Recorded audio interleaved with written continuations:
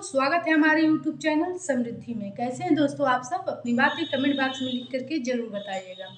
दोस्तों, हम कार्तिक मास में तुलसी पूजा के विधान के बारे में तो आप लोग को वीडियो दे रखे हैं कि कैसे पूजा किया जाता है, क्या क्या इसमें मतलब कि सावधानियां रखनी चाहिए। आज मैं आप लोग को ऐसी 5 बातें बताऊंगी जिनको आप ध्यान रखिएगा कि कार्तिक मास में तुलसी पूजन करना तो बहुत अच्छी बात है, ये सभी लोग जानते हैं। यदि आप लोग के घर तुलसी माता नहीं है तो जैसे बहुत सारे लोग ऐसा कहते हैं कि तुलसी माता से छेड़छाड़ नहीं करनी चाहिए। देखिए, तुलसी माता को जैसे अपने घर से निकालना नहीं चाहिए, इधर फेंकना नहीं चाहिए। जैसे कुछ सूख गई हैं तो इस समय प्रवाहित नहीं करनी चाहिए नदी में।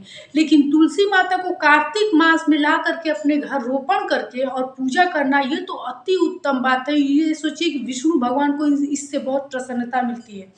कार्तिक मास में तुलसी पूजन का बहुत ज़्यादा महत्व है, इसलिए हर लोगों को हर घर में, हिंदू के हर घर में तुलसी पूजन करना चाहिए, तुलसी माता को रखना भी चाहिए। अब इसमें क्या क्या सावधानियां ये आप जान लीजिए। उससे पहले मैं थोड़ा सा आप लोग को बता दूं, क्योंकि आप लोग वीडियो को पूरा नहीं देखते हैं, इसीलिए क्वेश्चन करते रहते हैं कि क्या करें, सिंदूर लगाएं कि नहीं, कब तक कर लें पूजा। जबकि मैंने आप लोग को वीडियो दे रखे, तो आप लोग से रिक्वेस्ट है कि वीडियो को पूरा देखा कीजिए और एक एक बात उसमें मैं आप लोग को समझा देती हूँ कि कब तक कर लिया कीजिए, किस चीज़ का बाती जलाइए, कैसे जलाइए, सब बातें मैं आप लोग को बताई रहती हूँ। तो चलिए 2 मिनट के लिए आप लोग को बता देती हूँ, फिर मैं बताती हूँ कि क्या क्या आप लोग को सावधानियाँ रखनी चाहिए। कार्तिक मास में तुलसी पूजन के लिए सबसे अच्छा मुहूर्त रहता है जब तारे दिखे, मतलब चंद्रमा दिखता है, तभी तुलसी माता की पूजा करनी चाहिए। सूर्य को जल देने के तत्पश्चात तुलसी माता की पूजा करें। जैसे एक ही थाली में सब कुछ रख के, क्योंकि तुलसी माता हमारे घर के मंदिर के पास तो रहती नहीं है। दिया रख के, अक्षत रख के, रोरी रख करके, जल रख करके और कुछ भोग प्रसाद रख करके जा करके तुलसी माता के पास पहले पूजा कर लेनी चाहिए। क्योंकि अभी काफ़ी अंधेरा रहे, 3:30, 4, 4:30 के मध्य ही पूजा कर लेनी चाहिए, यही सबसे उत्तम समय माना जाता है। इसके बाद अगर उजियारा देख लेता है दिया, तो उस पूजा का आप लोग को फल नहीं प्राप्त होगा। इसलिए आप लोग अभी अंधेरा रहते हुए ही पूजा कर लीजिए। ये समय मैंने आप लोग को बताया था। अब कुछ लोग पूछे थे कि सुबह में दीपक जलाएं कि नहीं, शाम को दीपक सिर्फ जलाना। शाम में भी दीपक जलाना चाहिए। शाम में जैसे गोधूली बेला हो ना, जैसे लगे कि आप लोग को सूर्यास्त हो रहा है, तभी दीपक जला देना चाहिए। और सुबह भी आप लोग को दीपक जलाना चाहिए। देखिए, सबकी अच्छी ऐसी व्यवस्था नहीं होती कि रोज एक मिट्टी का दिया जलाए और उसमें घी भर दे। लेकिन मैंने आप लोग को बताया कि थोड़े से घी में ही बाती बस डुबो के, क्योंकि तुलसी पूजा में बाती को जोड़ा जाता है कि 365 बाती आपको देवोत्थानी एकादशी के दिन पूर्ण होना चाहिए। तो जो लोग हर मतलब कि रोज एक दिया जलाते हैं पूरे साल, तो उनके लिए तो एक ही दिया जलाए कोई बात नहीं। लेकिन जो लोग जैसे कि रोज दिया नहीं जलाते हैं, सिर्फ कार्तिक मास में दिया जलाते हैं, तो गिनती करके देवोत्थानी एकादशी के दिन 365 दीपक पूरा करते हैं। यहाँ एक बात और बताना चाहूंगी कि जैसे मान लीजिए कि आप लोग कार्तिक मास में तुलसी पूजा कर रही हैं और उस वक्त पीरियड आ गया, तो आप लोग उतने दीपक जोड़ करके और देवोत्थानी एकादशी के दिन जलाइएगा। अब जैसे कुछ लोग मिट्टी का रोज एक दीपक जलाते हैं, लेकिन हर लोगों की ऐसी व्यवस्था नहीं होती कि मिट्टी का एक रोज दिया लेकर के जलाए। तो आप लोग एक स्टील का, पीतल का दिया खरीद लीजिए और उसको रोज धो माज करके और उसमें जलाइए, ये सबसे उत्तम है। लेकिन अगर ऐसा नहीं कर पाती हैं, चलिए मान लीजिए ऐसा नहीं कर पाती हैं, तो मिट्टी के दिए में ही बाती जल जाए, बाती को निकाल करके आप लोग और दूसरा बाती लगा करके पूजा कर सकते हैं। लेकिन कोशिश कीजिए कि ये दिया घी का ही रहे, क्योंकि तुलसी माता के पास घी का ही दिया उत्तम माना जाता है। यहाँ एक चीज़ और मैं आप लोग को बताना चाहूँगी कि कुछ लोग, मतलब आप लोग को बताना था कि मंगलवार को और रविवार को क्या करें कार्तिक मास में, जबकि कार्तिक मास में तो तुलसी पूजा का विधान है। देखिए, स्पर्श नहीं करना चाहिए, लेकिन कार्तिक मास में आप दूर से उनको दीपक दिखा सकती हैं। सुबह शाम में मंगलवार और रविवार को दीपक जला सकती हैं, लेकिन ना जल दीजिएगा, ना ही तोड़िएगा, ना ही उनको स्पर्श करके कुमकुम लगाइएगा।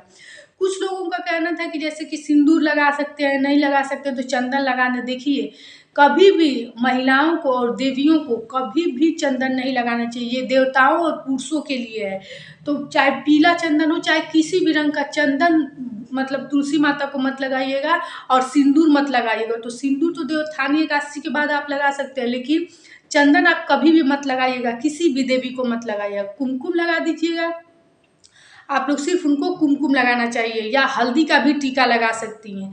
अब आप लोग जैसे कि पूछी थी कि मंदिर में पहले पूजा करें, पहले तुलसी पूजा। देखिए सबसे पहले तो आप लोग तुलसी पूजा कर देंगी तो अच्छा रहता है, क्योंकि आदमी इतना मतलब कि जल्दी, अगर बहुत जल्दी जग जाइए कि जैसे अभी अंधेरा काफ़ी समय तक रहा, तब तो आप लोग सबसे पहले विष्णु भगवान के अपने मंदिर में पूजा कर लीजिए, तभी तुलसी माता की पूजा कीजिए। क्योंकि जानती हैं कि लक्ष्मी माता के मतलब कि सुहाग है विष्णु भगवान, तो विष्णु भगवान की पूजा करके लक्ष्मी जी की मतलब कि तुलसी माता की करें तो अत्यंत अच्छा है। लेकिन कार्तिक मास में तुलसी पूजन का विधान है, इसलिए अधियारा रहते यदि आप लोग देर सवेर से जगिए, आप जैसे लग रहा है कि उजियारा हो जाए, तो मंदिर में काफ़ी समय लगता है, साफ सफाई करना, फोटो पूछना, जल चढ़ाना, भोग प्रसाद, आरती वगैरह करना, तो उससे पहले आप लोग तुलसी पूजा कर लिया कीजिए।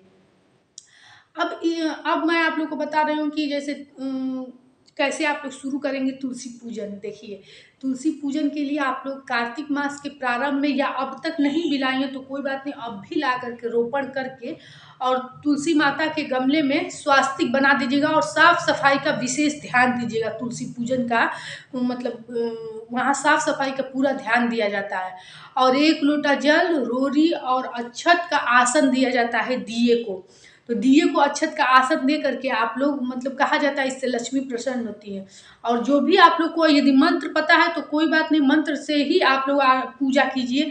अगर नहीं पता है तो कोई बात नहीं, तुलसी माता को धूप दीप सब दिखा करके और पूजा करके इसके बाद से आप अपने मंदिर में पूजा कीजिए। अगर इससे आप लोग को अभी भी कुछ समझ में नहीं आया तो बेझिझक कमेंट बॉक्स में लिख करके पूछ सकते हैं। लेकिन यदि वीडियो अच्छी लगे दोस्तों तो एक लाइक जरूर कर दिया कीजिए, क्योंकि आप लोग की हर बातों को मैं ध्यान से सुन समझ करके समृद्धि आप लोग को शुद्ध सात्विक बातें बताती हैं। जैसे कि देवोत्थानी एकादशी के दिन पूजा का विधान है, तो जैसे हर रोज जो लोग दिया जला रहे हैं उनके लिए तो दिक्कत नहीं है, वो लोग देवोत्थानी एकादशी के दिन भी एक ही ये 5 या 11 दीपक जला सकते हैं। लेकिन यदि पीरियड आया हुआ तो उसका 7 या 8 दीपक जितने दिन आप लोग छोड़े वो दीपक मतलब कि एक्स्ट्रा करके, तो ऐसे में लोग क्या करते हैं कि 11 या 21 दीपक जला देते हैं। अब जैसे कि एकादशी का दिन कुछ लोगों का प्रश्न था कि जैसे कि पत्ता तोड़ सकते हैं कि नहीं। देखिए जिस तुलसी माता की आप लोग पूजा नहीं कर रहे हैं और एक्स्ट्रा तुलसी माता लगाए हैं, तो तुलसी माता के पत्ते की यदि ज़रूरत है तो आप लोग बेझिझक लगा लीजिए, मतलब तोड़ करके, मतलब कुछ लोग काढ़ा वगैरह बना कर पीते हैं तो यूज कर सकते हैं। अब मैं आप लोग को नेक्स्ट वीडियो देवोत्थानी एकादशी की पूजा के बारे में बताऊंगी।